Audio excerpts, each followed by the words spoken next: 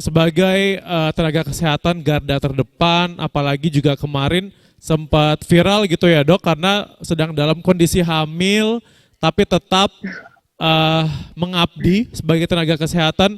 Itu bisa diceritakan pengalamannya kemarin seperti apa dok? Pengalamannya, jadi memang kebetulan saya bekerja di rumah sakit rujukan COVID dan waktu itu kan memang launching atau ulang tahun Corona sendiri bulan Maret.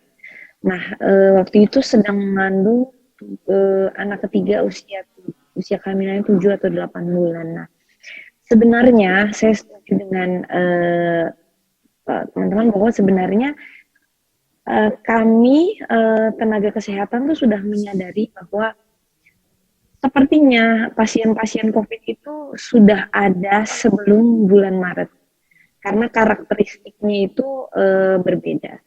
Jadi pasien-pasien yang biasanya kan mungkin karena saya kemudian bekerja di IGD, jadi kami tahulah karakteristik pasien yang oh sesaknya ini karena TBC, oh sesaknya ini karena sakit jantung. Itu tuh ada khasnya masing-masing. Nah, memang mulai Januari, Februari itu ada karakteristik yang berbeda. Jadi mungkin teman-teman semua sudah kenal istilah happy hypoxia ya. Jadi pasien COVID ini khas dengan tampak sehat, tampak tidak sesak. Tapi ketika kita ukur kadar oksigennya, ternyata dia turun drastis. Nah, karakteristik seperti itu sebenarnya sudah ditemukan dari bulan Januari, Februari. Jadi kami dokter tuh bingung, pasiennya tampak biasa aja, tapi ketika kita cek oksigennya turun, ini apa sih, kenapa? Sebenarnya itu sudah curiga gitu. Cuman mungkin memang waktu itu belum adalah resmi dikatakan bahwa COVID ini masuk ke Indonesia dan masih denial lah kita ya waktu itu. Nah, kemudian diumumkan oleh Presiden Jokowi bahwa bulan Maret itu terdeteksi pasien COVID-19. Nah, itu tuh rasanya jujur seperti mimpi, Mas. Seperti mimpi. Semua langsung berubah drastis. Dulu memang rasanya, kebetulan saya bekerja di rumah sakit umum daerah, jadi pasien banyak sekali. Satu shift itu bisa 50 pasien.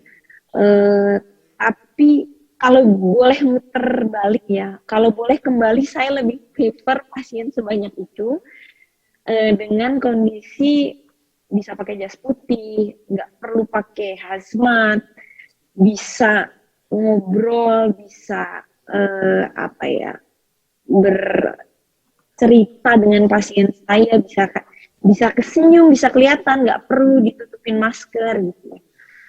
Itu kalau boleh saya memilih, saya pengen kembali seperti itu. Meskipun capek luar biasa, jumlah pasien lebih banyak, tapi ada hal-hal yang tidak bisa ditukarkan seperti itu. Nah, ketika waktu itu awal-awal benar kita dihadapkan oleh sedikit dan minimnya APD. Jangankan APD, masker N95 itu masih sedikit sekali. Nah, waktu itu masker N95 hanya digunakan pada kasus-kasus tertentu. Karena satu, makanya nggak nyaman, dua, harganya mahal, tiga, dibatasi. Nggak sebanyak masker-masker medis biasa. Jadi biasa kita gunakan pasien TBC yang resistensi dengan seluruh obat. Tiba-tiba itu menjadi sebuah kebutuhan utama. Nah, itu juga kita sampai masker itu kan harusnya itu digunakan sekali kemudian dibuang gitu ya, sekali dibuang.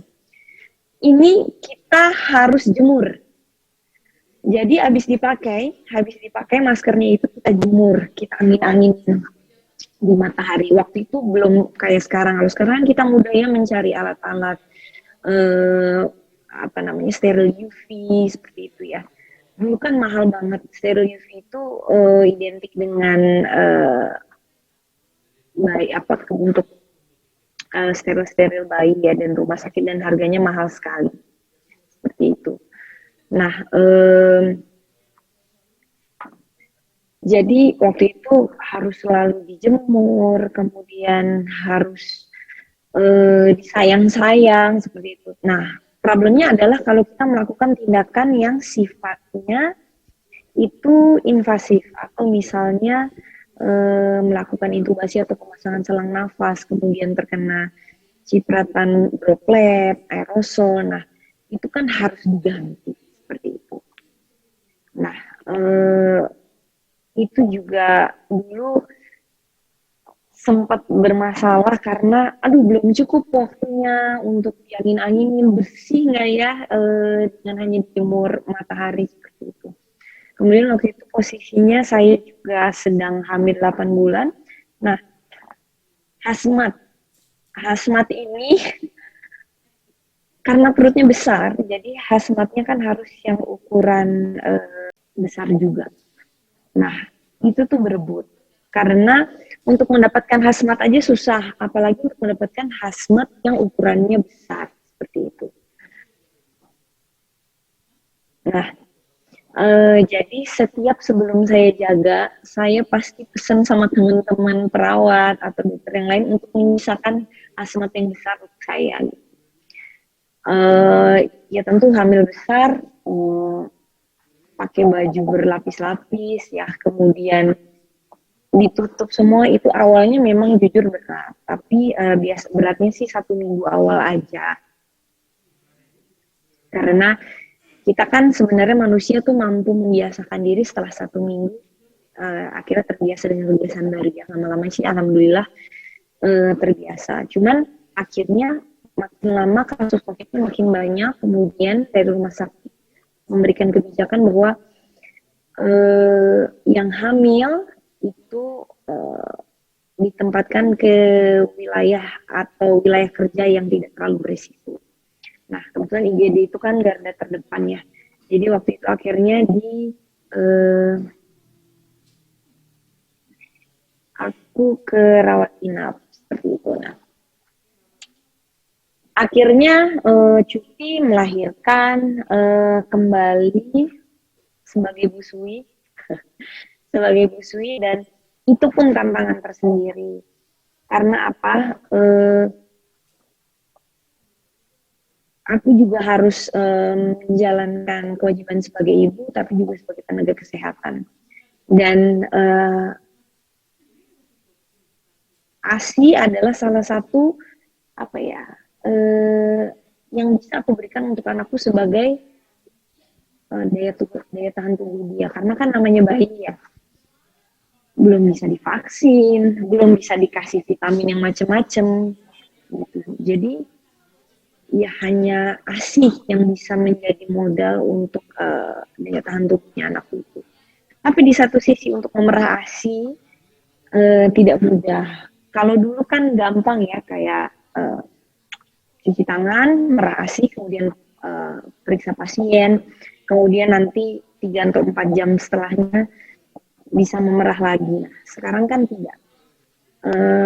Dihadapkan kenyataan bahwa apakah ASI yang aku bawa pulang ini adalah bersih atau enggak, atau aku malah bawa penyakit ke anakku. Nah, jadi tantangannya adalah gimana mengatur waktu untuk memerah ASI di saat aku harus pakai hazmat. Jadi mengakalinya adalah sebelum visit ke pasien, ketika baru datang ke rumah sakit, kemudian aku visit, dan harus ditahan. Mungkin ibu-ibu menyusui pahami gimana rasanya menahan untuk nggak memerah ASI selama berjam-jam. Kemudian aku harus mandi dulu, karena aku harus bersih, harus higienis, kemudian aku merah ASI lagi, seperti itu. Nah, dan banyak sekali yang apa ya, pasien-pasien kan aku follow up setiap hari ya, dan sedihnya adalah aku harus menyaksikan banyak kehilangan dan kematian seperti itu. Yang sedih adalah masih banyak sekali yang berdebat di luar mengenai COVID ini benar ada atau enggak, di saat seharusnya kita sudah maju ke step gimana caranya supaya COVID ini nggak menyebar luas gitu. Dan aku juga menyaksikan banyak dari kakek, nenek, ibu, ayah yang harus kehilangan keluarganya. Nggak jarang yang kayak udah sebulan gitu, aku sudah akrab banget dengan pasiennya. Kemudian aku lihat semakin memburuk dan akhirnya meninggal. Dan gak jarang aku sekarang apa istilahnya baper ya, terbawa perasaan juga gitu. Jadi suka sedih kalau masih melihat banyak yang di luar sana yang masih berdebat masalah COVID ini beneran ada atau enggak. Ini hanya konspirasi. Dan yang paling sedih adalah ketika mereka masih berpikir bahwa kami tenaga medis itu mengambil keuntungan dari situ. Jujur, saya pribadi dan teman-teman saya yakin tenaga kesehatan itu tidak perlu dilulukan, tidak perlu dibilang terima kasih, tidak perlu dianggap pahlawan. Kita sama sekali tidak mengharapkan itu. Artinya gini, kita sadar bahwa merawat teman-teman yang sakit dalam hal ini COVID adalah sebuah kewajiban untuk kita. Tapi kita cuma harap sih jangan ada keluar fitnah bahwa kita tuh mengambil keuntungan dari situ. Dan karena kita menyaksikan setiap hari seorang kakek yang benar-benar udah gak ada harapan hidup, kita berusaha hibur, mereka video call kesepian sendiri, temennya itu hanya kita tenaga kesehatan. Dan rasanya juga ketika ya meskipun memang kita sudah usahakan maksimal tapi ternyata Allah berkata lain, kadang namanya manusia ya pasti ada merasa kenapa sih kok saya nggak bisa nolong, kenapa kok saya nggak bisa membantu pasien ini untuk sembuh. Kadang seperti itu. Jadi sedih banget, kita sama sekali tidak ada keinginan untuk mengcovidkan pasien. Seperti yang aku bilang, kalau bisa ditukar lagi, aku mau sekali untuk kembali ke waktu itu pasien banyak, nggak sempat minum, nggak sempat makan, nggak apa-apa, tapi nggak perlu pakai hazmat. Aku bisa ngobrol dengan pasien, bisa nggak ada ketakutan lagi, bisa sebagai orang tua juga rasanya tuh sedih yang lihat anak tuh nggak bisa merasakan explore dunia luar, explore alam. Kenapa? Karena harus pakai masker, harus social distancing. Itu kita juga manusia sih sama. Jadi dan kemudian sih jadi banyak bersyukur ya. Artinya banyak hal yang aku baru sadari, hal-hal kecil yang biasa aku lakukan sebelum pandemi ini dan nggak bisa aku lakukan lagi sekarang, itu seharusnya aku bersyukur gitu dari dulu. Seperti itu aja sih. Dan nggak terasa sekarang udah hampir mau 2 kali Ramadan dengan pandemi. Jadi ya insya Allah sih kalau udah terbiasa terbiasa. Cuman pengen segera berakhir, pengen banget. Amin. Tentunya kita doakan segera berakhir. Dan kalau tadi dengar ceritanya Messi gitu ya, pastinya apresiasi setinggi-tingginya untuk para garda terdepan tenaga kesehatan, khususnya ibu ya, mungkin apalagi yang seperti Messi yang ibu juga dan tenaga kesehatan juga tugasnya berat. Tentunya kita apresiasi setinggi-tingginya dan tetap semangat, tetap sehat. Kita doakan kepada seluruh tenaga kesehatan di seluruh dunia agar sama-sama kita bisa melewati pandemi COVID-19 ini bersama-sama. Baik, terima kasih Dokter Messi atas tadi ceritanya, harapannya, pandangannya yang semoga juga bisa bermanfaat bagi kita semua.